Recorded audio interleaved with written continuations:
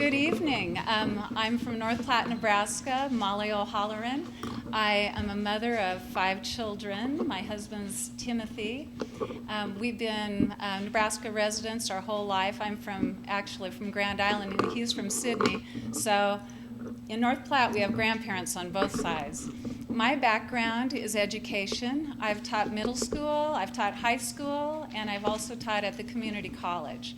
My passion for education is not just teaching and with my own 5 children, but it's also been service on our local Board of Education.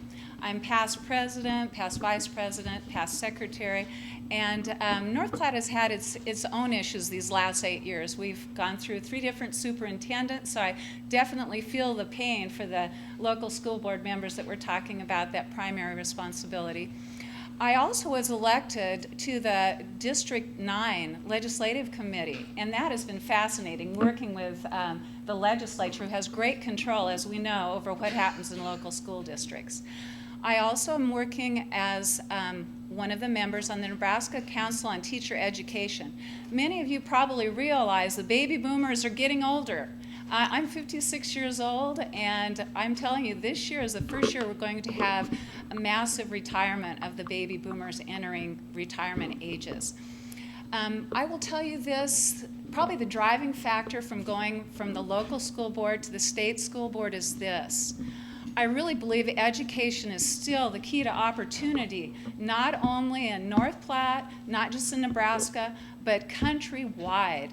And it is our investment as parents, as community members, as teachers, to make sure that our kids are prepared for career and college. There are 3 major areas I would focus on if elected. Number 1, we have to make sure that our main focus is student achievement. Number 2, we have to make sure that we are recruiting and retaining outstanding teachers. And number 3, we always have to keep an eye on the prize. As was mentioned earlier, we have drastic reductions in funding both through the CLIF fund of RRA funds and the shortage from our state coffers. I would say this too, as a member of the State Board of Education, we need to align our resources to meet our primary strategic goal, which is increasing student achievement across Nebraska.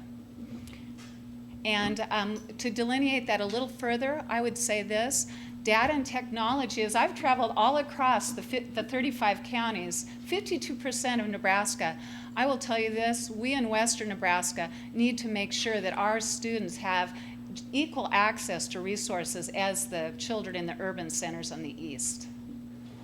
Yes, you mentioned that you served, well, and Molly, you served on District 9 Legislative Committee. Could you share with us a little bit of how you can use that experience in the state school board setting? Yes. With my experience as a legislative member elected by 5 local school districts to sit on this legislative committee, we as a body, we will get together, and what we do is we talk about issues in front of the legislature and how they affect local school boards. It is sponsored by Nebraska Association of School Boards. And on the legislative committee, we have an opportunity to create a portfolio which serves as a testament to the legislators that are making decisions about school board policy. I will tell you this, some of the school board members in the room would vouch for this. There was a little bit of a conflict between 3 members. We had Senator Ron Rakes and Governor Heineman, and then our Commissioner of Education, Doug Christensen. And it became a power struggle, and I think the students possibly were the losers. But because of that, the unicameral has taken on more of the legislative responsibilities of what happens in local school boards. So on the legislative committee, we make sure we give them our input as to what would best serve student education in Nebraska. And of course, it has to be vouched for and voted on all the member districts after the legislative committee brings our findings to the Nebraska Association of School Board member districts. My question for you is, how do you propose to increase the amount of affordable access that Nebraska students have in attending our 2- and 4-year college? Earlier, being a former teacher at Mid-Plains Community College, I will tell you this. There are a lot of students in McCook and the surrounding area, in the 35 counties that I will represent on District 7 if elected. And I will tell you this, many students would like to go to college, but it's out of their price range. I, as a board member, would really work with the P16 initiative, which is trying to get alignment between preschool and grade school, middle school, high school, all the way to college.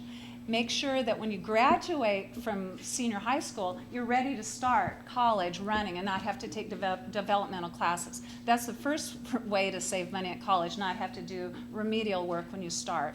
Also, I think it really needs to get out that there are scholarships available both to academically excellent students, about only 81% are ever applied for, and students in poverty, about 61% are ever applied for, scholarship-wise. So I definitely think that scholarship opportunities exist. Students need to know that whether they want to be in a career immediately, or if they want to go to college 4 years, they still need the same requirements. Your STEM question, science, technology, engineering, math, it matters whether you're a farmer, a rancher, a truck driver, a doctor, a lawyer, whatever.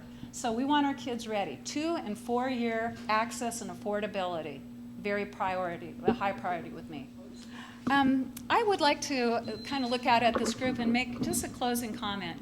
The last 6 months I've been traveling over western Nebraska, and it has been an honor to meet the gracious people over the plains. And up in Valentine, someone told me there are more cows than people.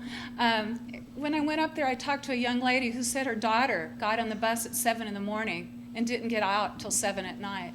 As I went through Gordon, and there are characters in Gordon and wonderful, spunky people, I really learned about the farmer and rancher's desire to succeed and to have their children be successful. As I went on to the Shadron and Gering area, I realized up there too that, we are all driven by the same motivation, to provide a good education for our children and for our neighbors' children, and to provide a possibility for a successful future. And as your state school board member, I will work to make sure that each of the local school districts have input in local control. Part of improving our delivery as a state board of your local school boards is a respect for local control and policy decision making. Thank you.